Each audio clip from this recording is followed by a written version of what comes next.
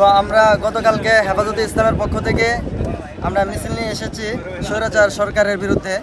তো স্বৈরাচার সরকার এই দেশ থেকে পালাইছে, তো আমরা অনেক খুশি হয়েছি, কারণ এই স্বৈরাচার থাকাকালে আমাদের অনেক কষ্ট হয়েছে। মুসলমানরা শান্তিতে থাকতে পারে নাই। যত সুযোগ সুবিধা আছে শুধুমাত্র তার যে এজেন্টটা আছে তাদেরকে দেওয়া হয়েছে, আমাদেরকে দেওয়া হয় নাই। তো এই স্বৈরাচার অনেক দিনের খুব আমরা আজকে মিটাইতে পারছি। তো এই আমরা নিজেকে ধন্য মনে করি। আর পরিশেষে বলতে চাই, তো পরবর্তীতে যারা ক্ষমতায় আসবে তাদের উদ্দেশ্যে বলতে চাই, এটা মনে রাখবেন যে আল্লাহ রাব্বুল আলামিন বলেছেন, ওয়ালা তামশি ফিল আরদি মারহা, আমার জমিনে তোমরা অহংকারের সাথে চলো না। কারণ শেখ হাসিনা স্বৈরাচার, সে বলেছিল 2041 সাল পর্যন্ত সে থাকবে, কিন্তু সে থাকতে পারে নাই। আল্লাহ তাআলা তার কথা দিয়েই আজকে লজ্জিত অবস্থায় 16 কোটি মানুষ তাকে ঘৃণাবশত তাকে এই দেশ থেকে পালাতে বাধ্য করেছে। তো আমি বলবো যে পরবর্তী যে সরকার আসবে সে যেন চতুর্দিক চিন্তা করে, ইসলামের দিকটা চিন্তা করে।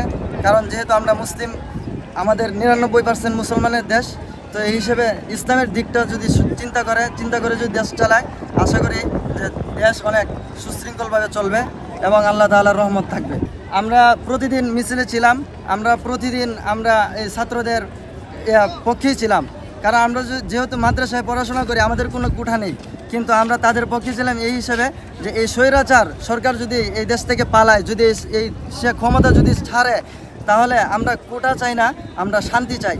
আমরা শান্তিতে থাকতে পারবো, আমরা শান্তিতে বসবাস করতে পারবো।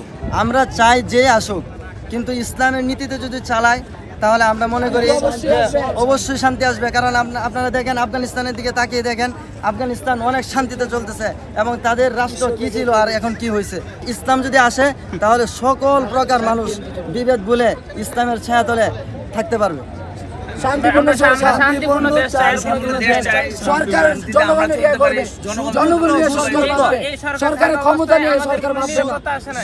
সুদমুক্ত ঘুষমুক্ত রাষ্ট্র চাই, যেন ছাত্ররা কোনো সময় নিজের পকেট ভারী না করে অন্যের পকেট ভারী করার অন্যকে নিয়ে ভাববে, এরকম একটা রাষ্ট্র চাই আমরা, রাষ্ট্রনায়ক চাই আমরা। ওমর রাদিয়াল্লাহু তাআলা আনহু যখন খলিফা ছিলেন, যখন কোন সরকার আসবে, ওই সরকার যেন ছাত্রদের দিকে আঙ্গুল তুলিয়ে কোনো কথা না বলতে পারে। ছাত্রদের মানে সবাই, মানে প্রত্যেকটা জাতি যেন তার প্রত্যেকটা অধিকার পায়, কোনো জাতি যেমন অধিকার হারা না হয়। প্রতিবন্ধী অধিকার, ছাত্র অধিকার এবং যে সরকারি অধিকার, তার থেকে বেশি যেন কোনো কিছু আদায় না করতে চায়।